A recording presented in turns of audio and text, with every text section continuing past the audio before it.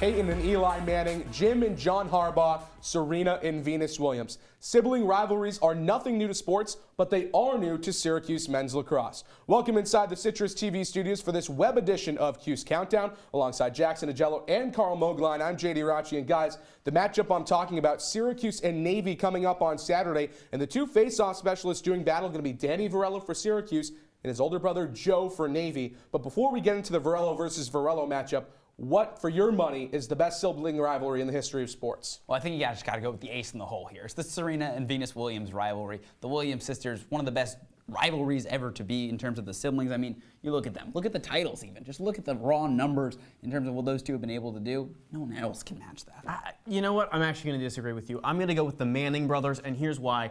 Team sport football, there's so many guys. Play against each other. It's not a rivalry. They don't go up against each other. Absolutely is, and those two leading their teams. They play each other in a final. Don't even give me that. Oh, get out of here.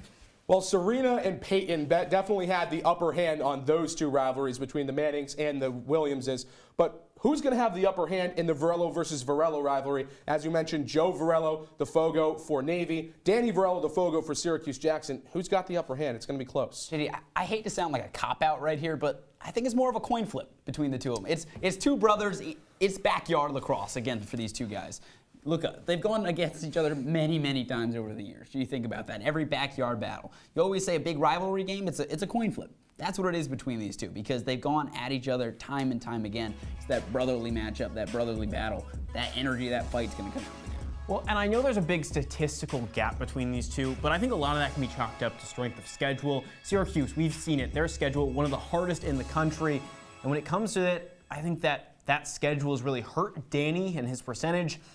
I think that Joe's played a little bit of a weaker schedule, and I think that kind of evens it out. So I'm actually going to agree with you on this one. That we can agree. There we go. It's about even, and definitely something to watch for the game.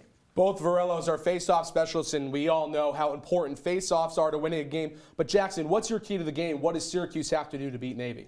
I want to see Syracuse speed up that tempo. I want to see some old-school Syracuse lacrosse. Look, these two teams played back in 2004 in the national championship game. That final score, 14-13 Syracuse. I want to see some fast-moving lacrosse for Syracuse. That's some of the times when SU's played its best this year. Look against Duke, 15-14, that victory, getting up and down the field. I want to see that high-powered offense. This team has the athletes. You saw Brendan Curry all of a sudden a blur at the end of this last game. You've seen Stephen Rafis be that in the past. Get those guys in space. Let Bomberry finish on the doorstep.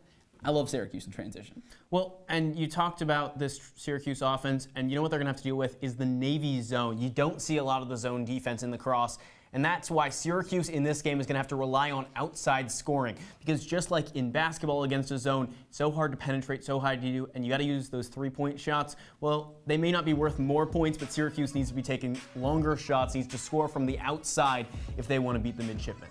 Well, now the question becomes, who's going to come out on top in that sibling rivalry? Is it going to be Joe Varello in the midshipmen, or is it going to be Danny Varello in the orange? Karl, what's your prediction for this game? I think it's definitely going to be a close one, as we said, with the sibling rivalry. Such a toss-up, but I am going to take the midshipmen. Give me Navy 9-7. A lot of this comes down to the fact that Navy has so many options on offense. We saw this against Cornell. Jeff Teat was Cornell's top scorer. He's an assist guy. Look over to Wade on Navy, also an assist guy. When Syracuse isn't able to shut down this one guy who really leads the goal-scoring effort, Syracuse struggles. Navy's got a good defense, and I think at the end of the day, Navy's going to have just enough to get by Syracuse.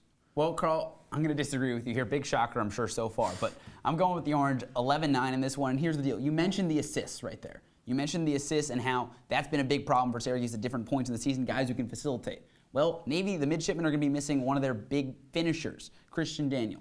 19 goals in the season, tied for the team lead. When you're missing that guy on the doorstep to get you that goal, it makes it harder to find that open man, especially if he's missing that big cutter. Definitely should be interesting to see which Varello comes out on top in the brother versus brother rivalry. That'll do it for us here at CitrusTV and Cuse Countdown. For Jackson, Ajello, and Karl Moeglein, I'm JD Rogers saying so long and enjoy the game.